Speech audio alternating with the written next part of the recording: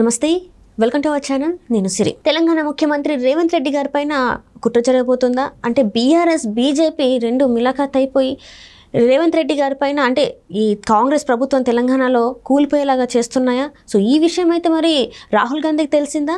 So ఈ అంశాలని మనకి వివరించడానికి మనతో పాటు ఉన్నారు ప్రముఖ senior journalist, political analyst CS Rao గారు. నమస్కారం సార్. నమస్తే సరే, ఇప్పుడు చూస్తుంటే తెలంగాణలో కాంగ్రెస్ ప్రభుత్వాన్ని అంటే రేవంత్ రెడ్డి గారిని గద్దెదించాలని చెప్పేసి బీఆర్ఎస్ బీజేపీ అనుకుంటుందా? సో ఈ విషయం మరి రాహుల్ గాంధీకి తెలిసిందా? అసలు ఏంటంటారు మరి?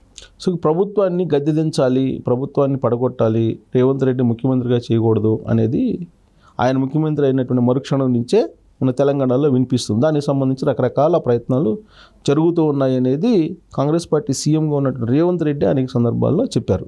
అయితే లేటెస్ట్ డెవలప్మెంట్ ఏంటి అని అంటే, కాంగ్రెస్ పార్టీలో ఉండేటువంటి వాళ్ళు ఒక 4-5 మినిస్టర్లు, వాళ్ళ మీద కొన్ని అభియోగాలు, కొన్ని ఆరోపణలు రావడం జరిగింది. దాని మూలాలు, ఆ ఆరోపణల యొక్క మూలాలు ఆంధ్రప్రదేశ్లో ఉన్నాయి. జగన్మోహన్ రెడ్డి తోటి లింకప్ అయి ఉన్నాయి. ఓకే, తెలంగాణలో ఉండేటువంటి ఒక 2-3 మినిస్టర్లకు సంబంధించినటువంటి అక్రమాలు, ఆరోపణలు సంబంధించినటువంటి ఒక న్యూస్ ఇప్పుడు ఆంధ్రప్రదేశ్ కేంద్రంగా చేసుకుని బయటకు వచ్చింది. ఏంటి అదేనంటే, సోలార్ పవర్ ప్రాజెక్ట్స్ సంబంధించి షిరిడి సాయి ఎలక్ట్రికల్స్ అని ఒకటి ఉంది.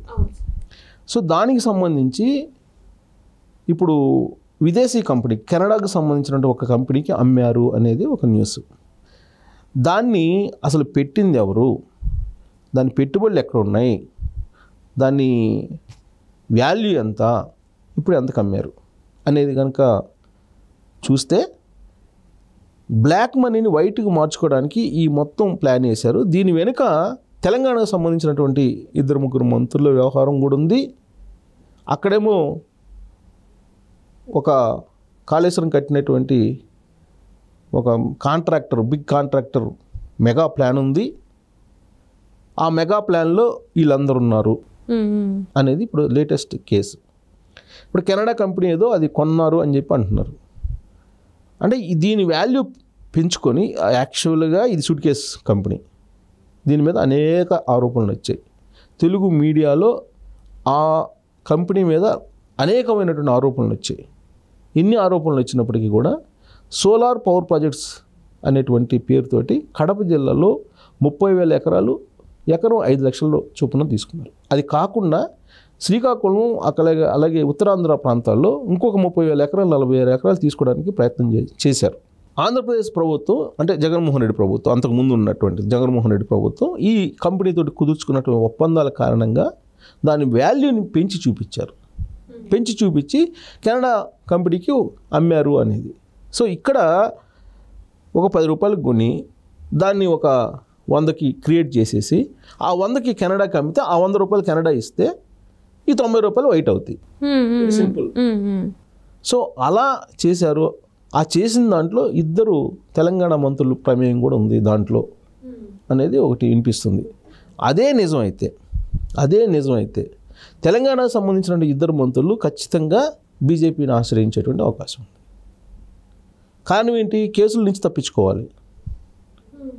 వీళ్ళల్లో మళ్ళా జగన్మోహన్ రెడ్డికి అత్యంత సన్నిహితులు వాళ్ళు. అంటే ఇప్పుడు వీళ్ళు కాంగ్రెస్ పార్టీలో ఉన్నారా సార్? మరి కాంగ్రెస్లో ఉన్నారు. మంత్రులు అంటే కాంగ్రెస్లోనే ఉన్నారు. ఇక్కడ ఉండేది కాంగ్రెస్ ప్రభుత్వమే కదా. కాంగ్రెస్లో ఉండి మరి కాంగ్రెస్కి ద్రోహం చేయడం ఎంతవరకు కరెక్ట్ అంటారు? కాంగ్రెస్ వాళ్ళేం ద్రోహం చేస్తున్నారు? ఇప్పుడు కాంగ్రెస్ వాళ్ళ మీద ఉన్న కేసులు ఏదైతే ఉన్నాయో ఆ కేసుల నుంచి తప్పించుకునేదానికి బీజేపీలోకి వెళ్ళేటువంటి అవకాశం లేకపోలేదు. సో ఈ కేసు వాళ్ళు కనుక బీజేపీలోకి వెళ్ళారు అనుకోండి, ఇది ప్రాథమిక దశలో ఉంది ఆ కేసు, దాని వ్యవహారం అంతా సోషల్ మీడియాలో స్ప్రెడ్ అవుతుంది. కొంత మీడియాలో కూడా కొన్ని వచ్చింది. దానికి సంబంధించిన మూలాలు 2-3 మంత్రులు తెలంగాణలో ఉండేటువంటి వాళ్ళ ప్రమేయం ఉందని చెప్పి అంటున్నారు. అది కనుక ఒకవేళ కేసు రూపంలోకి వెళ్ళి, ఇంకా కేసు రూపంలోకి వెళ్ళలేదు కదా, విచారణ రూపంలోకి వెళ్ళి ఏసీబీఐ, సిఐడి వస్తే ఖచ్చితంగా వీళ్ళు ఏం చేస్తారు? బీజేపీ వైపు వెళ్తారుగా సేఫ్ సైడ్ కోసం. అప్పుడేమవుతుంది? రేవంత్ రెడ్డి ప్రభుత్వం పడిపోతుంది. అంటే ఇదంతా జరగడానికి వెనక ఎవరున్నారు?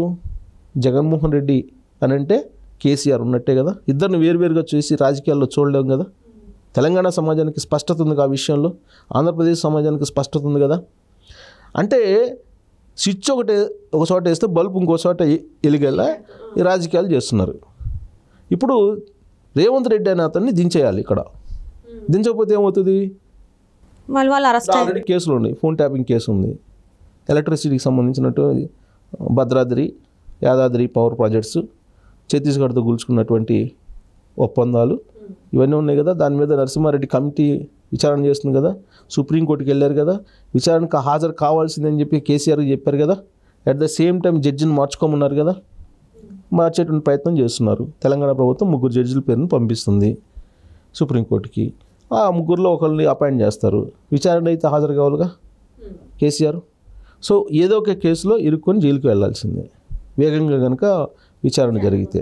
ఒక రకంగా బదనాం చేయాలి, లేదంటే పడగొట్టాలి, కుట్రబన్నాలి. ఈ విషయం రేవంత్ రెడ్డి చాలా సందర్భాల్లో చెప్పారు, కుట్రబడుతున్నారని. సో ఇప్పుడు ఇక్కడున్నటువంటి పరిస్థితుల దృష్ట్యా కాంగ్రెస్ పార్టీలో ఉండేటువంటి ఎమ్మెల్యేల సంఖ్య పెరుగుతుంది. బీఆర్ఎస్ పార్టీ నుంచి తీసుకుంటున్నారు చాలామందిని. ఇప్పుడు బీఆర్ఎస్ పార్టీ నుంచి దాదాపు చాలామందిని తీసేసుకొని రేపు అసెంబ్లీ సమావేశాల సందర్భంగా 23 నుంచి ప్రారంభమయ్యే అసెంబ్లీ సమావేశాల్లో బీఆర్ఎస్ పార్టీని కాంగ్రెస్ పార్టీలో విలీనం చేసుకోవాలనే ప్రయత్నం జరుగుతుంది. అది జరగాలంటే కనుక కనీసం 22 మంది ఏమో ఎమ్మెల్యేలు ఉండాలి. ఇప్పటి వరకు 12 మందో 13 మంది వచ్చినట్టున్నారు. ఇంకా 10 మంది వస్తే తప్ప విలీనం సాధ్యం కాదు. ఆ దిశగా కాంగ్రెస్ పార్టీ వెళ్తూ ఉంటే ఇంకొక వైపు నుంచి కేసీఆర్ అలాగే జగన్మోహన్ రెడ్డి వీళ్ళు ఎప్పటికప్పుడు పన్నాంగం పండుతున్నారు. జగన్మోహన్ రెడ్డి 2 రోజుల క్రితం బెంగళూరు వెళ్ళారు. బెంగళూరు వెళ్ళి మళ్ళీ ఇమీడియట్గా తాడేపల్లి వచ్చాడు. ఆయన ఎందుకు వెళ్ళాడు, ఎందుకు వచ్చినట్టు సడన్గా without schedule 4 days back KTR Harish Rao ఇద్దరు ఢిల్లీ వెళ్ళి అక్కడ 4 days స్టే చేసి వచ్చారు. స్టే చేసి వచ్చిన తర్వాత జరుగుతున్నటువంటి పరిణామాలను మనం చూస్తే ఢిల్లీలో లిక్కర్ స్కామ్లు ఇరుక్కున్నటువంటి కేజ్రీవాల్ షరతులతో కూడినటువంటి బెయిల్కి కోర్టులో వచ్చింది. ఇంకొక కేసు ఉంది కాబట్టి ఆయన జైల్లో ఉన్నాడు, ఆయన వస్తారు. ఆయన వచ్చిన తర్వాత ఇమీడియట్గా ఎవరు వస్తారు, కవిత వచ్చే అవకాశం ఉంది బెయిల్ మీద. ఇప్పటికీ ఆరోగ్య సమస్యలతో బాధపడుతున్నానని చెప్పి ఆల్రెడీ ఒక ఇష్యూ నడిచింది కదా, కాబట్టి బెయిల్ మీద వచ్చేటువంటి అవకాశం ఉంది. ఇవన్నీ పరిణామాలు ఎందుకు జరుగుతున్నాయి? బీఆర్ఎస్ బీజేపీ మిలాఖత్ లేకపోతే ఇవన్నీ జరుగుతాయా? ఇప్పుడు బీఆర్ఎస్ పార్టీకి కేసీఆర్కి ముందున్నటువంటి సవాల్ ఏంటి? కవితని తీహార్ జైలు నుంచి బయటకు తీసుకొచ్చుకోవాలి, అంతే కదా. దాంట్లో భాగంగా బీఆర్ఎస్ పార్టీతో మిలాఖత్ అయ్యారనేటువంటి విషయం కాంగ్రెస్ పార్టీ పదే పదే చెప్తుంది.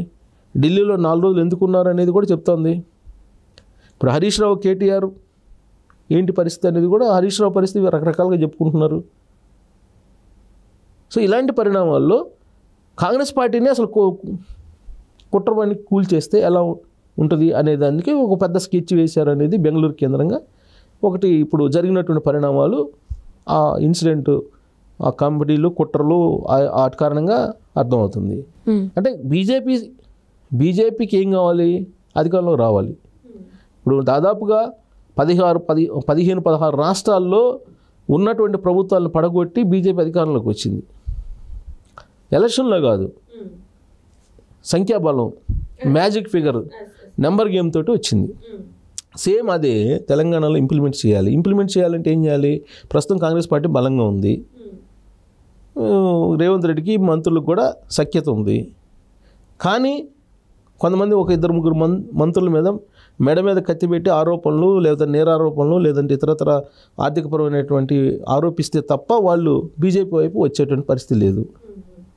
కాబట్టి ఇప్పుడు ఆ కేసు అక్కడ మొదలయ్యి ఇక్కడ దాకా వస్తే కనుక రేవంత్ రెడ్డి ప్రభుత్వం ఏమవుతుందో తెలియనటువంటి పరిస్థితి. సో రాబోయే రోజులలో మరి ఇక్కడ తెలంగాణలో కాంగ్రెస్ ప్రభుత్వం ఉంటుందా, రేవంత్ రెడ్డి గారు సీఎంగా ఉంటారా లేదా అనేది తెలుస్తుంది అంటారు. అంటే ఒకటే అక్కడ చంద్రబాబు నాయుడు ఎన్డీఏలో భాగస్వామి, కీలక భాగస్వామి ఉన్నారు, బలమైనటువంటి భాగస్వామి, కాబట్టి అదొక్కటే ఆధారం. అంటే ఇలాంటి వాటికి ఇప్పుడు బీజేపీ పెద్దలు చేస్తే ఈయన మాత్రం ఎందుకు అడ్డుపడతాడంటే అది కూడా క్వశ్చనే. బీజేపీ రాజకీయ విషయాల్లో చంద్రబాబు నాయుడు వేరే రాష్ట్రంలో అడ్డుపడతారా? ఆయన సొంత రాష్ట్రంలో అడ్డుపడితే పడచ్చేవు, బట్ ఇక్కడ రాష్ట్రంలో ఎందుకు అడ్డుపడతారు? కాబట్టి ఎక్కడో రాజేశారు, అది ఎక్కడో వెలుగుతుంది, అది ఎప్పుడు జ్వాల అవుతుందో తెలియదు. Right sir, right. Thank you so much. Thank you.